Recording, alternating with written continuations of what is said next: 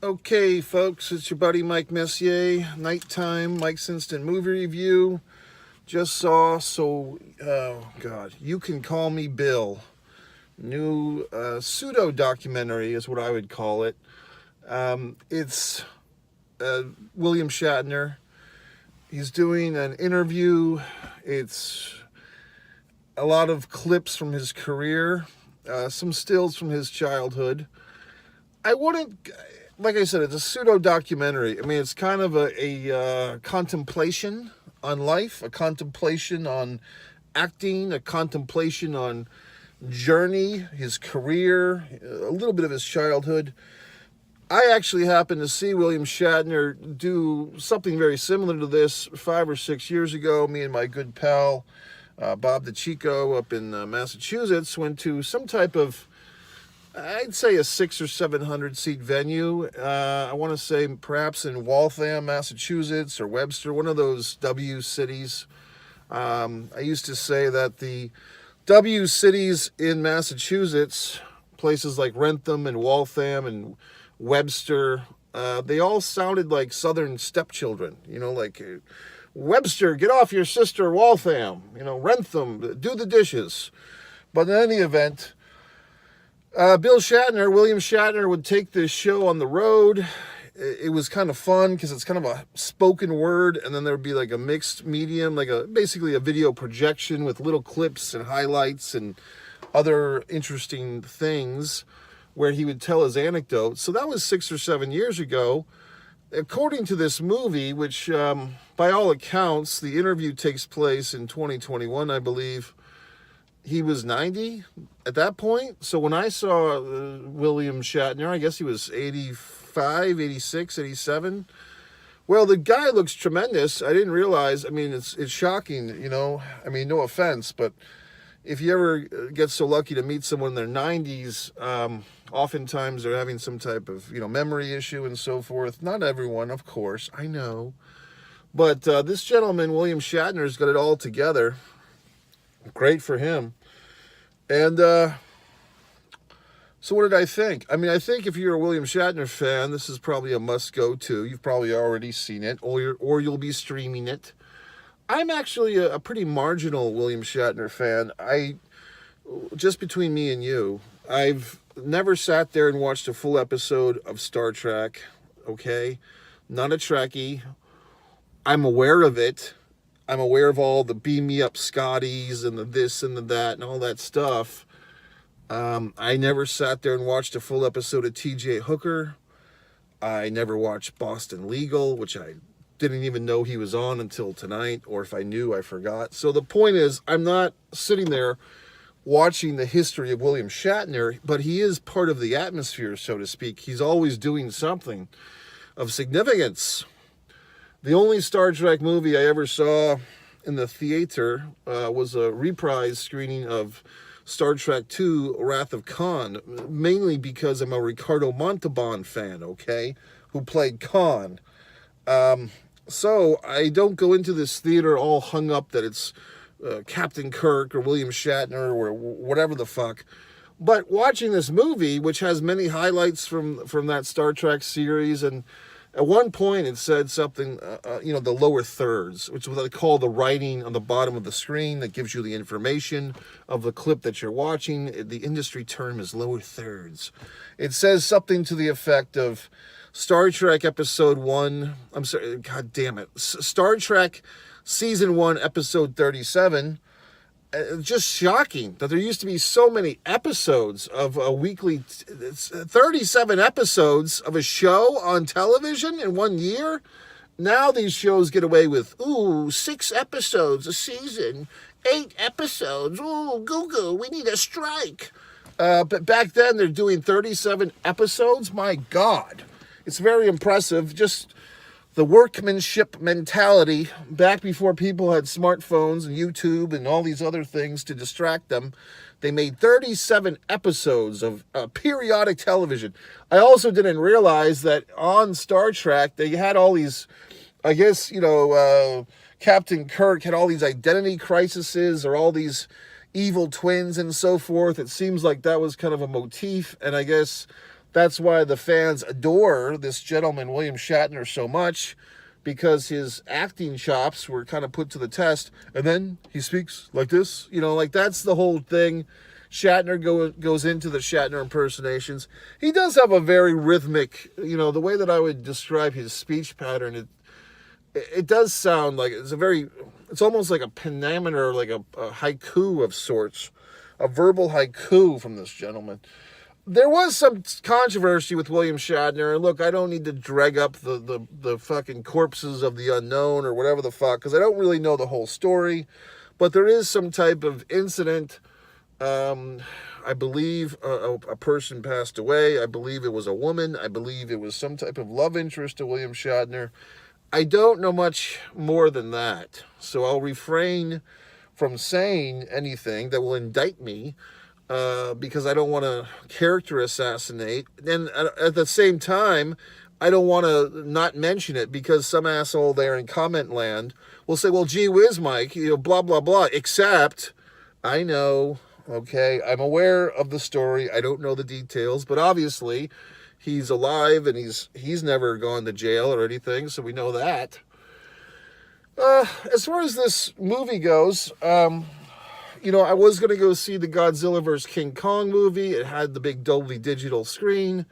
And then I realized, holy God, it's not in 3D. I need to see, if I'm going to go see Godzilla and King Kong fight for 2 hours and sit there, I want it to be in 3D. So for you film fans this weekend who are all excited to see Godzilla and King Kong, as an aside, make sure you're seeing the 3D screening, because unless it says 3D on your app for the particular auditorium you're going to, or if you do the old school method of paying a teenage child for your ticket, then make sure you tell that person you want to see a 3D screening, because they'll fuck you. They don't care.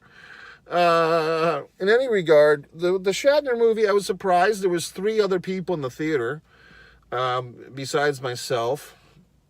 And, the movie is good. I mean, but like I said, it's a little bit of a pseudo doc. They don't dig deep into this guy, Shatner. I mean, you could go in so many directions. You could do a study of why of all the people, does this guy have this particular little fabric in our pop culture paradigm? What makes, is it simply because of Captain Kirk and his speech pentameter?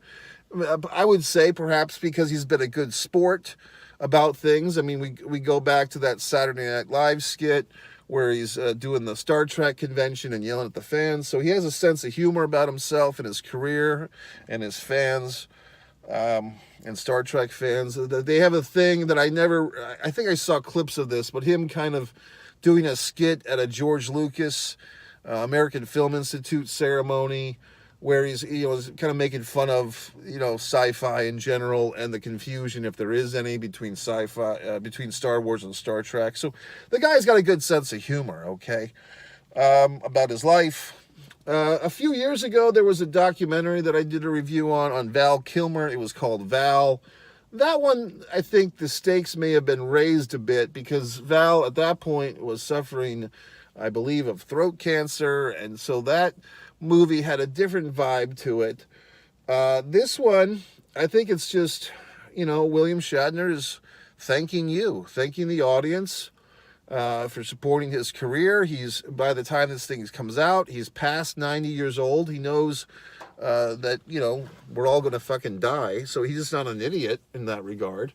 But he's articulate enough to express himself and look back on his career. He doesn't really get into his personal life. He does mention some grandchildren and so forth, but he doesn't get into the whole life, it's more of a career retrospective than a life retrospective, I'd say. He does get into his thing where a couple of years ago at age 90, he took one of those Jeff Bezos trips. So as an Amazon Prime subscriber, you're welcome, Mr. Shatner. I hope that my contributions to my subscription to Amazon Prime helped finance you to go into outer space. You're welcome. What else? So that was interesting. And he has kind of like an environmental bit at the end. And he says something that makes a lot of sense to me, which is basically, people are basically, where we, as a general thing, not every single person, because obviously there are some environmentalists out there who are advocating for our Mother Earth, but basically he's saying the situation with our planet, with our pollution, with our trash, where does the garbage go? I mean, doesn't that sound like a kid's novel? We've got our collective head in the collective sand. We're ignoring the problem and hoping it goes away. And what is the problem, you ask? Well, plastic is everywhere. If you ever saw that movie about the water, I think it was called Dark Water, maybe 4 or 5 years ago, about polluted water. Basically everyone's fucked because the water is so bad now. I mean, people wonder why we get all these cancers and why does grandma and auntie get cancer? Well, because they're drinking shitty water. And it's like, you can't just, oh, well, I'll just drink Aquafina for the rest of my life. Well, you go to some goddamn restaurant, they're cooking the food with the bad water. Point is, we're all fucked. So, yeah. So, I mean, he basically talks about that. He does not really offer any solution that I saw. Not that William Shatner would have any, no offense, but neither do I. But he basically just kind of laments about how it sucks. He kind of ends with this "I want to be a tree" poem. Basically, like, when I'm dead, fucking burn me up, what's it called? And he's got a deal where, like, his body, the ashes of his cremated body will be basically nourishment for a red oak tree, which was kind of interesting, a little interesting there. So this is a movie about a guy, this is a movie about a guy who's lived a good portion of his life in front of the camera. There's a nice moment where he talks about, Star Trek was off the air for 2 years. He did not have any money. He just had a bad divorce. And he's in a field somewhere living out of a truck. And he's watching a 4-inch TV screen, which I guess they had back then. And I believe this is 1967. And he's watching man walk on the moon for the first time. Interesting side note. Did you know, this is according to something I saw on YouTube, that the actual footage of the moon landing is kind of like a shitty version. Like whenever you see the actual footage of the moon landing, that's not like an original copy, or like a good copy of the moon landing. Like whatever the fuck, NASA didn't keep the actual footage. So what we're seeing is like some half-assed version of it. It's like a recording off of a monitor, or some such thing. You can look that up. Don't take my fucking word for it. But it's not like first generation broadcast quality. So that kind of leads into people's hypothesis that the whole thing might have been a production of Stanley Kubrick and so forth. But in any event, so I like the Shatner movie. I mean, I'd probably give it 3 3/4 stars. Well worth seeing. I'm not a big... See, this is the thing. A lot of times they say, hey, if you're a horror film person, go see this horror film. If you're not, you're not. Or if you like comedies, or if you like Tom Cruise, you'd like this one. But if you don't, you don't. This one, I can honestly say, it's no offense to the gentleman, but I'm not a huge William Shatner fan. Didn't watch TJ fucking Hooker, didn't watch Star Trek, didn't watch Boston Legal, okay, didn't watch, was it Bonanza or Pocahontas or some Western show he was on, but I saw the gentleman live and I saw this movie and I feel like I've gotten entertained, okay, so there you effing fucking go. Anyway, folks, it's Good Friday. I live in an area now. I moved, as you may or may not care. I moved away from most of my extended family several years ago. I'm kind of in this different state. And things like this, like Easter, it's kind of like, that's when you kind of realize, like, look, Christmas and Thanksgiving, you're always going to, maybe not you, but me, always going to find something to do. But some of these, like, second-tier holidays, and no offense to the Catholics and the Easter bunnies, but, Easter, we can say, is kind of a second tier. It's not Christmas. It's not Thanksgiving. It's, second tier. Can we just be honest? But for this, holiday, it's like I really just don't have big plans. Like I don't have any kielbasa to go eat or whatever the fuck I would do, or there's no family or any fucking thing.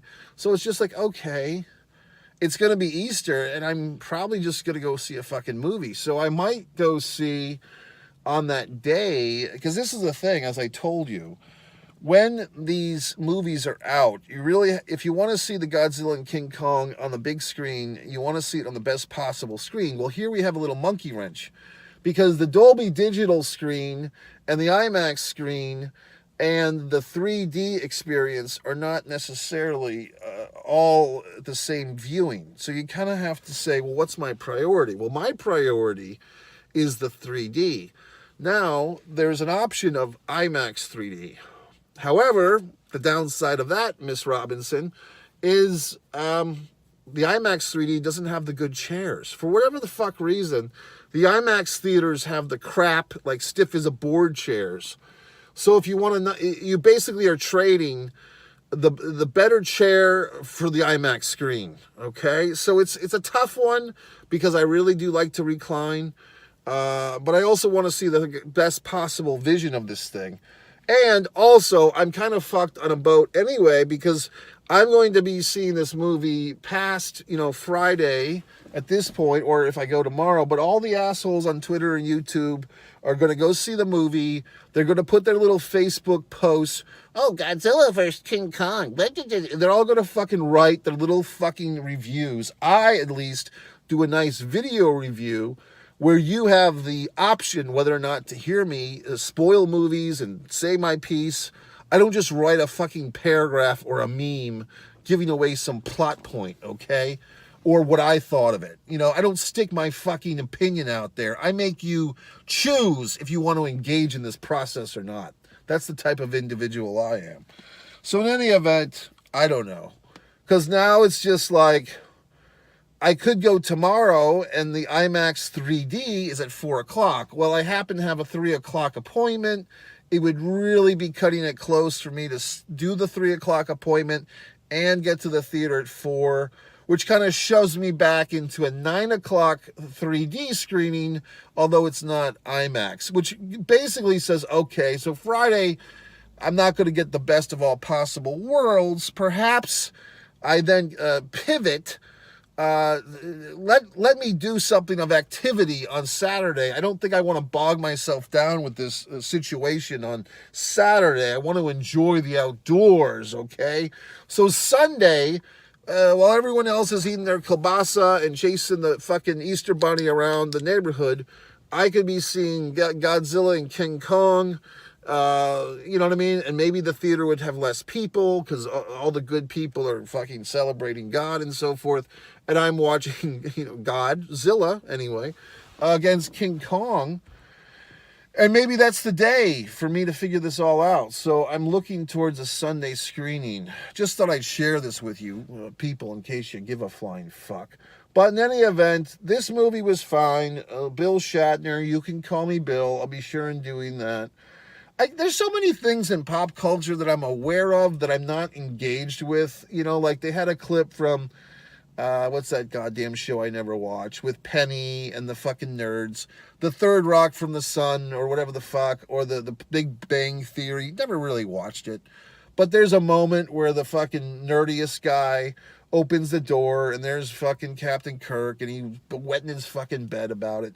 I mean, look, I don't know what to say, folks, because there's so many shows that I don't watch, and people get aggravated with me because I miss their little jokes or whatever the fuck. But I mean, I'm out there living life. I'm painting, I'm writing novels. I don't have time to watch every goddamn program so I can cross-reference every fucking thing. I feel like I've watched my share of television. I've certainly seen more than my share of films in the auditorium. But I can't fucking cross-reference every fucking episode of Felicity or fucking whatever the fuck, or fucking Ally McBeal or whatever. I just can't do it. I didn't watch every season of ER on DVD in 2005. Mike Messier, go to MikeMessier.com, scroll to the bottom. If you're watching this video somewhere, click on the YouTube and subscribe. Goodbye.